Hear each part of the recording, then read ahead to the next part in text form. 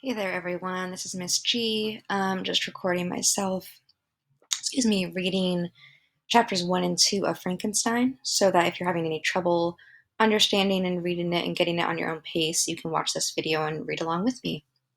Okay, so on Google Classroom, in your master packet under materials, right?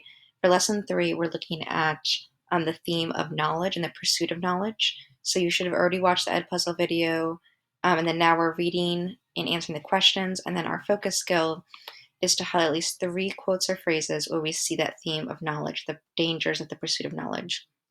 And in the PowerPoint, let's see if I can pull that up real quick. I believe I gave you a set of keywords to look out for. Let's see real quick.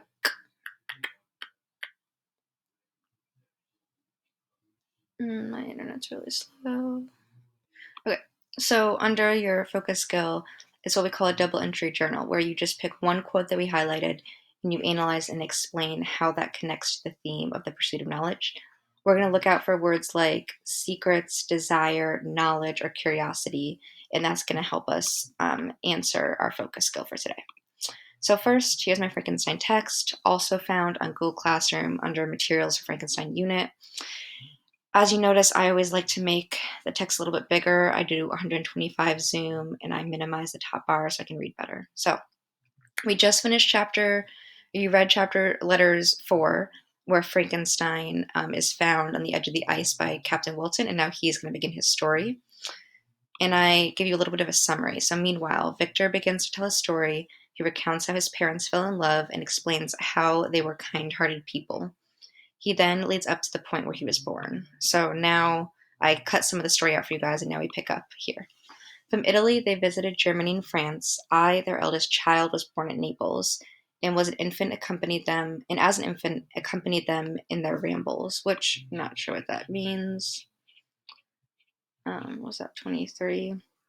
Their walks or adventures. I remained for several years their only child. Much as they were attached to each other, they seemed to draw inexhaustible stores of affection from a very mine of love to bestow them upon me. That was a confusing phrase, so I go to 24 and it tells me, aka, they loved him a lot. Okay? My mother's tender caresses and my father's smile of benevolent pleasure while regarding me are my first memories. I was their plaything and their idol, and something better, their child, the innocent and helpless creature bestowed on them by heaven, whom to bring up to good, and whose future lot it was in their hands to direct to happiness or misery, according as they fulfilled their duties towards me. With this deep consciousness of what they owed towards the being to which they had given life, added to the active spirit of tenderness that animated both, it may be imagined that while during every hour of my infant life I received a lesson of patience, of charity, and of self-control, I was so guided by a silken cord that all seemed but one train of enjoyment to me. So if I had to sum up that whole paragraph, he had a really good childhood. His parents loved him, they doted on him, he was only kid. They just utterly patient, charity, self-control, he had true enjoyment. For a long time I was their only care. My mother had much desire to have a daughter, but I continued their single offspring. When I was about 5 years old, while making an excursion beyond the frontiers of Italy, they passed a week on the shores of Lake Como. Their benevolent disposition, or a person's inherent qualities the way they are, often made them enter the cottages of the poor. This to my mother was more than a duty, it was a necessity of passion, remembering that she had suffered and how she had been relieved, for her to act in for her to act in her turn, the guardian angel to the afflicted. So it seems like while they're on vacation off a lake in Italy, she likes to visit the poor because it seems like she was also poor and had suffered, and she wants to turn the favor and be good to them. During one of their walks, a poor cot in the foldings of a veil attracted their notice as being singularly disconsolate, which is unable to be comforted. While the number of half-clothed children gathered about it spoke of penury in its worst shape. Penury, I see number 27, means extreme poverty. One day, when my father had gone by himself to Milan, my mother, accompanied by me, visited this abode. She found a peasant and his wife, hard working, bent down by care and labor, distributing a scanty meal to 5 hungry babes. Among these there was one which attracted my mother far above all the rest. She appeared of a different stock, or a different breed. The four others were dark-eyed, hardy little vagrants. This child was thin with fair hair. Her hair was of the brightest living gold, and despite the poverty of her clothing, seemed to set a crown of distinction on her head.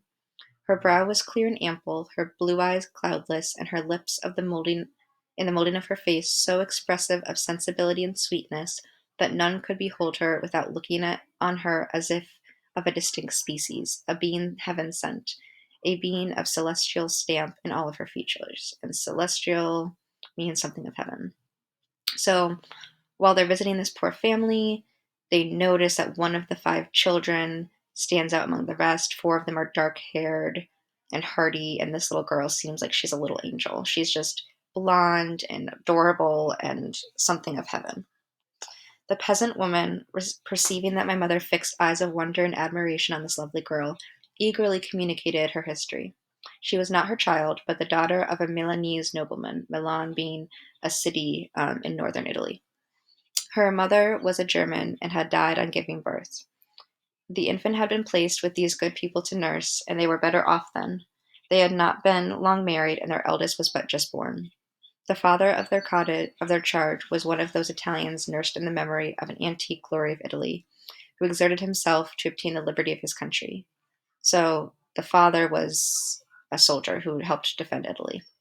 He became a victim of its weakness. Whether he had died or still lingered in the dungeons of Austria was not known. His property was confiscated, his child became an orphan and a beggar. She continued with her foster parents and bloomed in their rude abode, or their poor house. Rude here doesn't mean what we think rude means, it just kind of means like off the cuff, kind of dirty, edgy. But she's still fairer than a garden rose among dark leaved brambles. So her mother died giving birth, her father has been captured in war, might be in Austria, and now she's poor and beggar. When my father returned from Milan, he found playing with me in the hall of our villa, or our house, a child fairer than pictured cherub, a creature who seemed to shed radiance from her looks, and whose form and motions were lighter than the antelope of the hills. The apparition was soon explained. With his permission, my mother prevailed, or succeeded, on her rustic guardians to yield their charge to her. So the mom got that couple to give the daughter over to her to be guardians.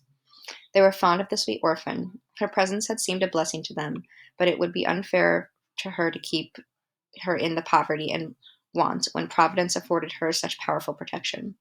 They consulted their village priest, and the result was that Elizabeth Lavenza, here's her name finally, became an inmate of my parents' house. Now, inmate does not mean a prisoner here, it means like a foster child. My more than sister, the beautiful and adored companion of all my occupations and my pleasures. Everyone loved Elizabeth. The passionate and almost reverential attachment, with reverence or respect, with which all regarded her became, while I shared it, my pride and my delight. On the evening previous to her being brought to my home, my mother had said playfully, "I have a pretty present for my Victor. Tomorrow he shall have it." And when, on the morrow, she presented Elizabeth to me as her promised gift, I, with childish seriousness, interpreted her words literally and looked upon Elizabeth as mine. I don't know if you can hear my dog is growling right now. I apologize. Where was I? Mine to protect, love, and cherish. All praises bestowed on her I received as made to a possession of my own. We called each other familiarly by the name of cousin. No word, no expression could body forth the kind of relation in which she stood to me, my more than sister, since till death she was to be mine only. So little Victor definitely got a crush on this girl. Not literally his cousin, kind of like a girl the family just took in, and he calls her cuz, just kind of friendly. But the mom, it looks like, presented her jokingly like this is a little gift. And in his childlike nature, he took it very serious, and he decided that she was his to protect and to love. So that helps you with some of these first questions for chapter 1. How did his parents view him when he was an infant? What's the story of how Elizabeth joined the Frankenstein family? And how did Victor's parents present Elizabeth to him? Okay, so we really just read and got the answers for questions 1, 2, and 3 under chapter 1. And I haven't yet seen any passages about knowledge, so I haven't highlighted anything yet. But I'm going to read chapter 2 with you, which just goes on to the next page a little, and then you'll read chapter 3 on your own. Okay, chapter 2. We were brought up together. There was not quite a year difference in our ages. I need not say that we were strangers to any species of disunion or dispute. Harmony was the soul of our companionship, and the diversity and contrast that subsisted in our characters drew us nearer together. So we weren't strangers to disunion or fighting, but in general, they had a lot of harmony between them. They were opposites, and that brought them together. Elizabeth was a more calmer and concentrated disposition, but with all my ardor, with all my passion, I was capable of a much more intense application, and was more deeply smitten with a thirst for knowledge. Okay, there's a quote. So Elizabeth was calm and she was just kind of peaceful and quiet, introverted, and he had passion. He was intense. He was smitten with a thirst for knowledge. So I'm going to highlight that as one of my quotes. Okay. She busied herself with following the lofty creations of the poets and in the majestic and wondrous scenes which surrounded our Swiss home. So remember, they live in Switzerland. So she loves poets and she loves the nature. The sublime shapes of the mountains, the changes of the seasons, the storm and the calm, the silence of winter, and the life and turbulence of the Alpine summers. That's the Alps, the mountains in Switzerland. She found ample scope for admiration and delight. While my companion contemplated a serious and satisfied spirit the magnificent appearances of things, I delighted in investigating their causes. So she liked to look at how beautiful nature was. He wanted to know why it was. The world was to me a secret which I desired to divine. Curiosity, earnest research to learn the hidden laws of nature, gladness akin to rapture, as they were unfolded to me. Carmel, sorry, that's my dog barking again. I'm gonna pause it. Carmel, are you okay? She sees a squirrel outside the window. Okay, hopefully she doesn't bark again. So I see akin to rapture means similar to an obsession. So here's another part we see. He wants to learn the secrets, curiosity, the laws of nature. Rapture obsessed him since as early as he could remember. So there's another line where he's just kind of got this mad scientist obsession with he wants to know secrets. He's curious. He wants the hidden laws of nature. He wants to go beyond just admiring nature like Elizabeth, and he wants to know what makes it happen.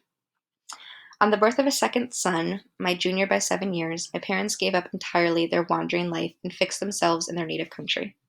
We possessed a house in Geneva, so that's in Switzerland, and a cottage on Bellerive, the eastern shore of the lake, at the distance of rather more than a league from the city. So they're about a mile from the city on the lake. We resided principally in the latter. We mostly lived on the lake house, and the lives of my parents were passed in considerable seclusion. It was my temper to avoid a crowd, and by temper here, it doesn't just mean anger, it means a disposition. His mindset was to avoid crowds and attach himself fervently to a few. So he's an introvert. He likes having a few friends over a lot. I was indifferent, therefore, to my school fellows in general, and I united myself in the bonds of the closest friendship to one among them. Henry Clerval was the son of a merchant of Geneva. He was a boy of singular talent and fancy. He loved enterprise or business, hardship, and even danger for its own sake. He was deeply read in books of chivalry, of like knights, and romance. He composed heroic songs and began to write many a tale of enchantment and knightly adventure. He tried to make us act plays and to enter into masquerades in which the characters were drawn from the heroes of the Round Table of King Arthur, and the chivalrous train who shed their blood to redeem the Holy Sepulchre, which is the tomb where Jesus was buried, from the hands of the infidels or people from the Middle East. So he didn't like a lot of friends. He just had his one best friend, Henry, who it looks like was obsessed with chivalry and romance. He loved the tales of King Arthur. He would write plays and he would write music and would ask his friends to act out in it. So he kind of lived in like kind of fantasy Dungeons and Dragons kind of world, makes me think of it. No human being could have passed a happier childhood than myself. My parents were possessed by the very spirit of kindness and indulgence. We felt that they were not the tyrants to rule our lot according to their caprice or their whim or fancy, but their agents and creators of all the many delights which we enjoyed. When I mingled with other families, I distinctly discerned how peculiarly fortunate my lot was, and gratitude assisted the development of filial or faithful family love. Right? So he had a great childhood. His parents were never selfish and never like just, bossing the kids around. They were always there to just make them happy. And whenever he met other people and saw families, he was felt really thankful for his own family. My temper or my mindset was sometimes violent, and my passions vehement or intense. But by some law in my temperature, they were turned not towards childish pursuits, but an eager desire to learn, and not to learn all things indiscriminately. I confess that neither the structure of languages, nor the code of governments, nor the politics of various states possessed attractions for me. So he had this eager desire to learn, but he didn't care about language or government or politics. It was the secrets of heaven and earth that I desired to learn. And whether it was the outward substance of things or the inner spirit of nature and the mysterious soul of man that occupied me, still my inquiries or my questions were directed to the metaphysical, or in the highest sense, the physical secrets of the world. So here's another line where he's obsessed with knowing the secrets of the world, right? He was passionate.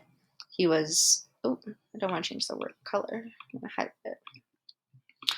He was sometimes violent in his passions. He just was obsessed with knowing the secrets of the world. He didn't care about politics or language. He cared about the soul and what made up a person, right? So we've actually already highlighted 3 quotes here that you could use for your focus skill. And now you're going to read chapter 3 on your own. Make sure in your guided notes you answer the questions. We had 3 questions for chapter 2. You could probably answer a few questions for chapter 3. Pick one of those quotes that we just did together, and then in 2 to 3 sentences explain how does that quote connect to the idea of pursuit of knowledge being dangerous, a cautionary tale.